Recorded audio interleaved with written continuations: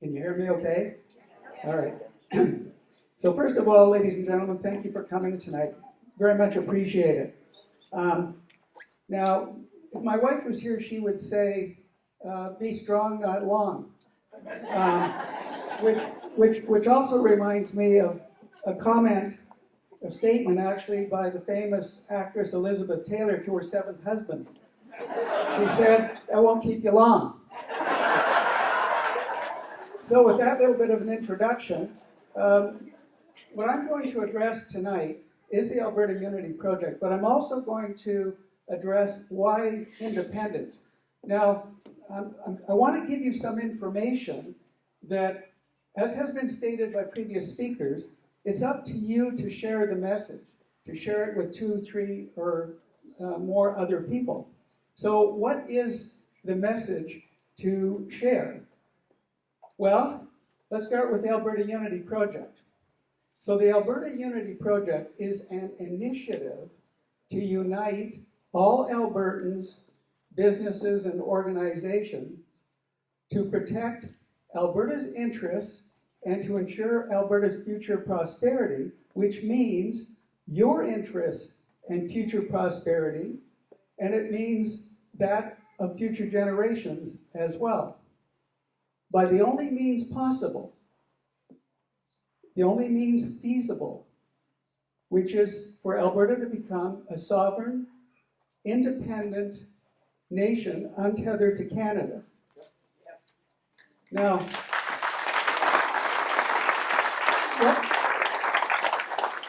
what can we envision that might look like?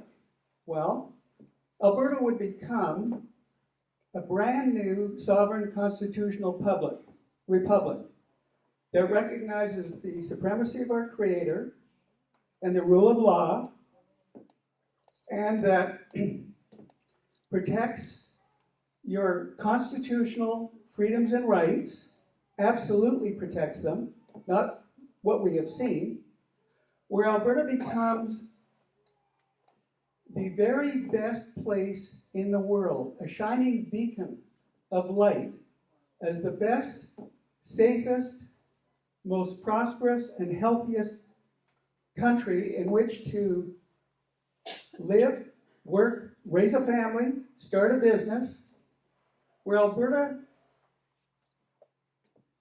no one is left behind. There is no left or right, as has been stated already. And where Alberta itself actually becomes the #1 GDP per capita nation in the world. We know that that's possible. We know that that's possible because about 15, 16 years ago, we were #2 GDP per capita in the world. Now, how will we actually do this? Our task and your task is for all of us to inform, educate, engage, and inspire everyone, all Albertans, businesses, corporations, organizations, on the rationale for independence, and there are 38 rationales for independence. The merits of independence, how we will make it happen, and how we will assuage the concerns that people may have with respect to independence. And there are about 15 concerns.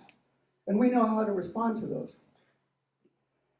Now, let me turn to why independence.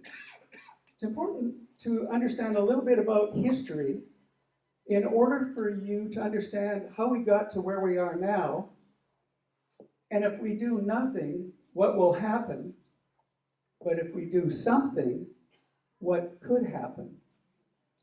So let me introduce you to Clifford Sifton. Clifford Sifton lived from 1866 to 1929. He was the Minister of the Interior in the Liberal government of Sir Wilfrid Laurier.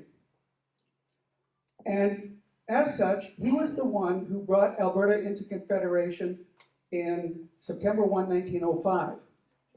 But he said something very prescient in 1904. And when you understand what he said, you'll understand the dilemma that Alberta is in now and how we've been pillaged and plundered for all of these years. He said, and I quote, in 1904, We desire, and all Canadian patriots desire. Now, when he refers to Canadian patriots, he's actually referring to Eastern Canada, because Western Canada is not there yet. So he says, we desire, and all Canadian patriots desire that the great trade of the prairies, which is the wealth, shall go to enrich our people in the East, to build up our factories and our places of work, and contribute in every legitimate way to our prosperity.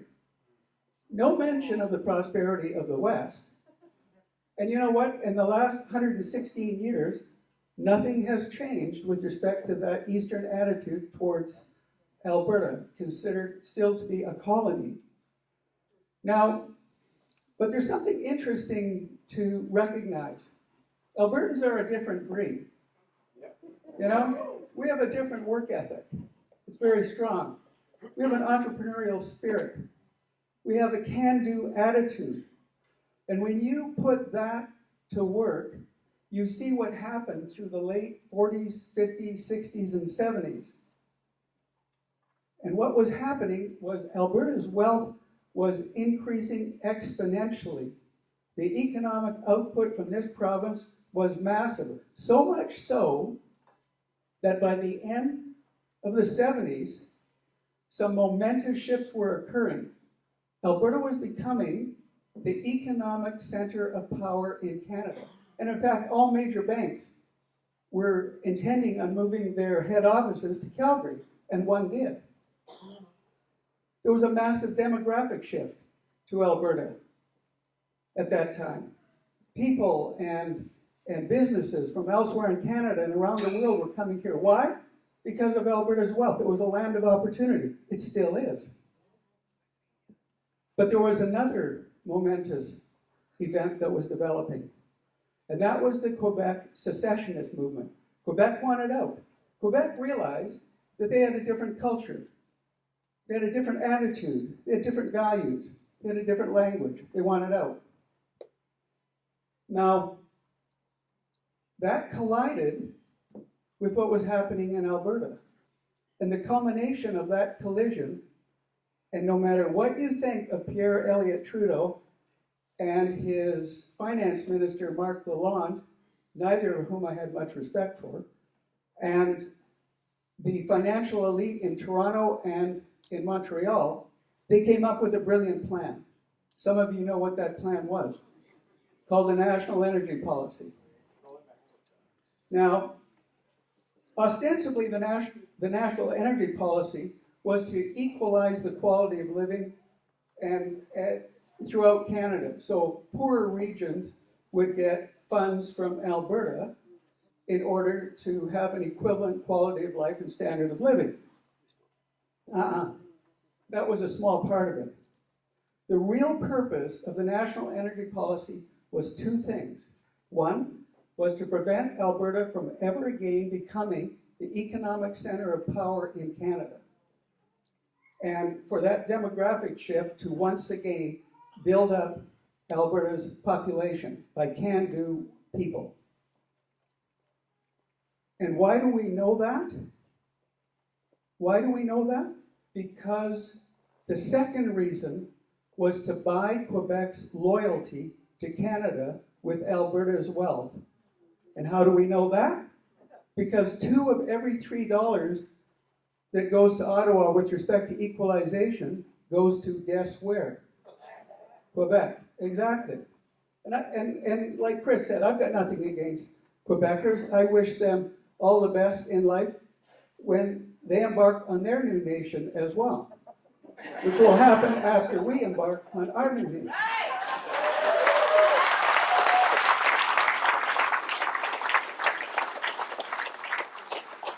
So, after the National Energy Policy was implemented, many of you will know that Alberta was devastated. There were suicides all over the place, bankruptcies, businesses were shuttered or moved out of Alberta. It was a terrible time.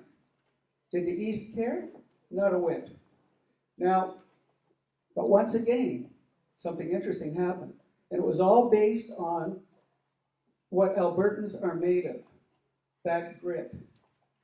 And Alberta came back, but it came back not just because of individuals' entrepreneurial spirits, not just that, not just the work ethic, but there was something else. It's called less government and lower taxes. So the regulatory environment changed, taxes were reduced. I happened to be on the finance committee when Getty was the premier, when Ralph was the premier, and when Ed Stelmach was the premier. So I was in the halls of power, and I saw what was going on. And you know, when you think of Ralph Klein's years, I can't remember what his ears actually looked like. But anyway, he was a good friend of mine. Anyhow, when his tenure was over, you will remember that Alberta had a AAA bond rating, the highest in the world. No debt, and billions and billions of dollars of cash and hard assets.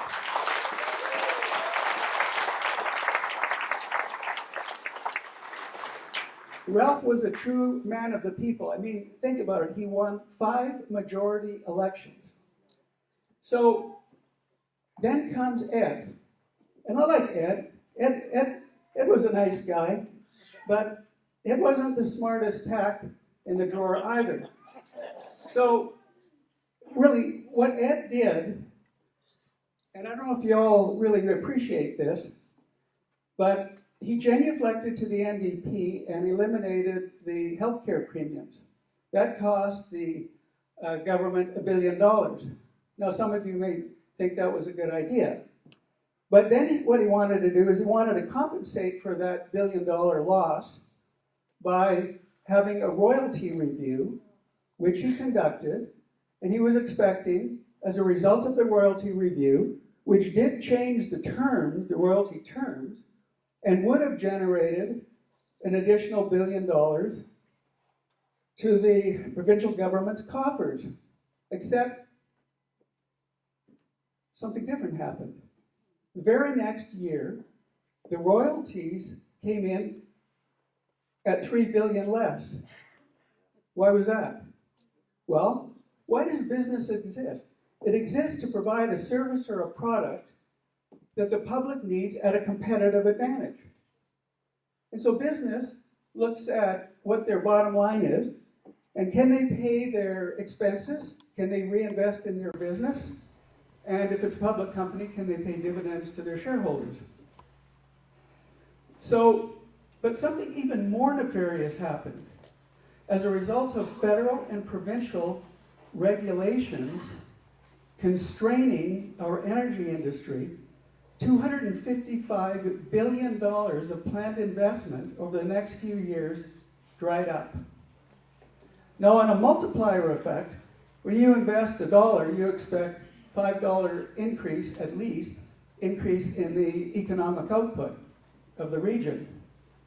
That would have generated, that $255 billion would have generated over $1 trillion of increased economic activity with the speed of money flowing through in the province.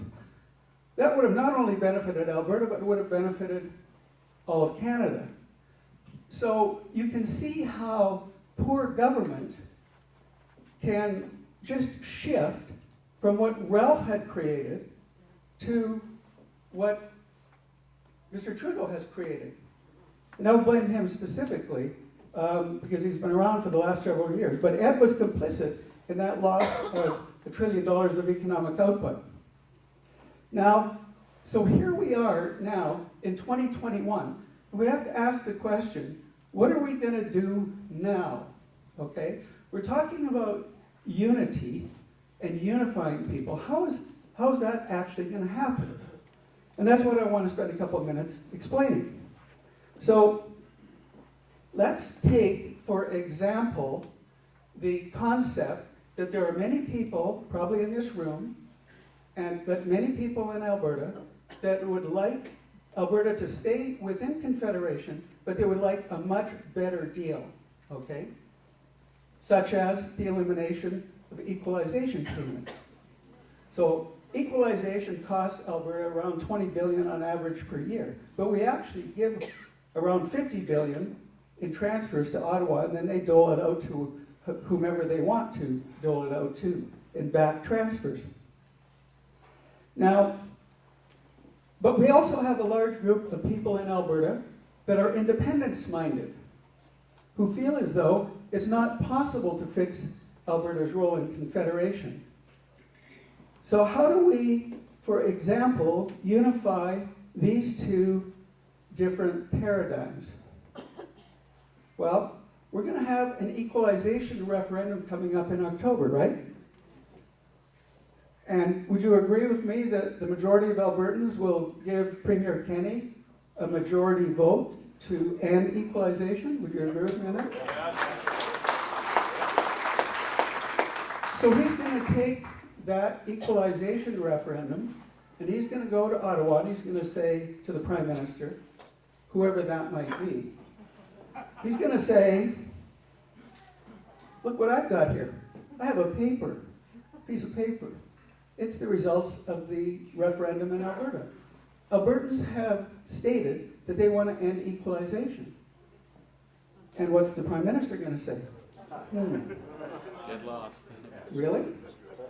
So we're going to end equalization and take the risk that Quebec will then leave because they're not getting that $2 or $3 anymore. Are we going to take the risk that Alberta is going to become the economic center of power again, which would frighten the heck out of the financial elites in Bay Street in Toronto and in Montreal? It's pretty unlikely that that is going to happen. But there's a key problem that is missing. And whether you advocate for independence like I do, or whether you advocate for fixing Alberta's role in Confederation, like many others do, if you don't have one thing, it's impossible to achieve either objective. So what is that thing? I'm going to take you back to 2003. I had a conversation with Ralph, just a private conversation. He and I, like I said, we were great friends. And I said to Ralph, I think I've got a solution to fix the dysfunctional relationship between Ottawa and Alberta. And he says, you do? And I said, yeah. And would you like to hear about it? He said, yeah, absolutely. So I said, okay, Ralph, well, it's based on this question. If you were the president or the prime minister of the sovereign country of Alberta, this is reverse logic now. If you were the president or the prime minister of the sovereign country of Alberta, and Canada came to you and said, we would like Alberta to join Confederation under the current terms and cost of membership, would you? And I loved his answer. It was great. I'll remember this forever. He said, to ask the question is to know the answer. Of course not. And I said, well, the corollary then is, do you not feel as though you and caucus have an ethical, a moral, and an economic responsibility to fix Alberta's role in Confederation? And he says, yeah, I guess we do.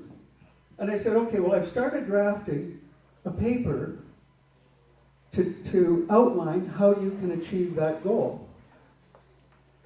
And so for the next few months, I completed drafting a 61-page document, fully referenced, that I ran through prominent politicians like Don Mazankowski, prominent academics like Ted Morton, constitutional lawyers like Gary Shapur, and countless business people. Nearly 100 people I ran this document through before I met with Ralph. And the title of that document, ladies and gentlemen, was Alberta at the Crossroads. Status quo, refederation, autonomy. Autonomy meaning independence.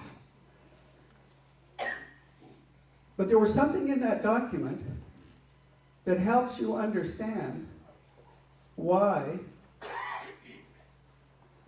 Mr. Kenney, when he goes to Ottawa with his referendum on equalization, if he doesn't have one key thing, he's not going anywhere with that. If we want independence, there's one key thing that we need, and that is leverage.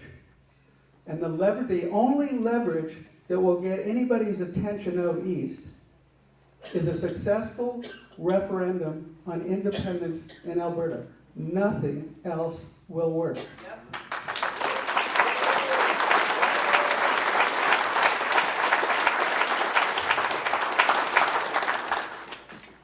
And you know who's key to that?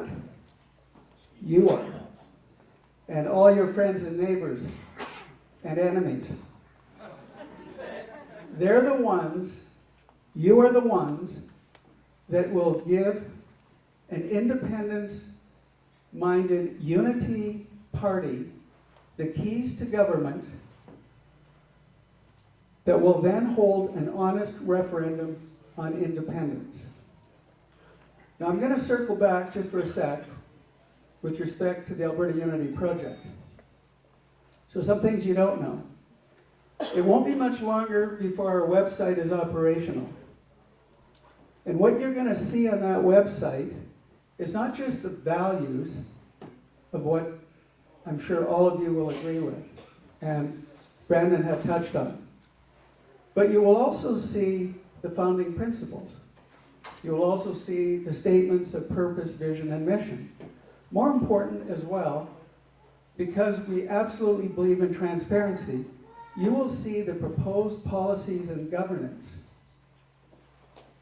that, of course, have to be ratified by all of you in the founding AGM, as well as the bylaws, which are so robust that no elected official can ever again get away from or get away with not fulfilling the will of the public.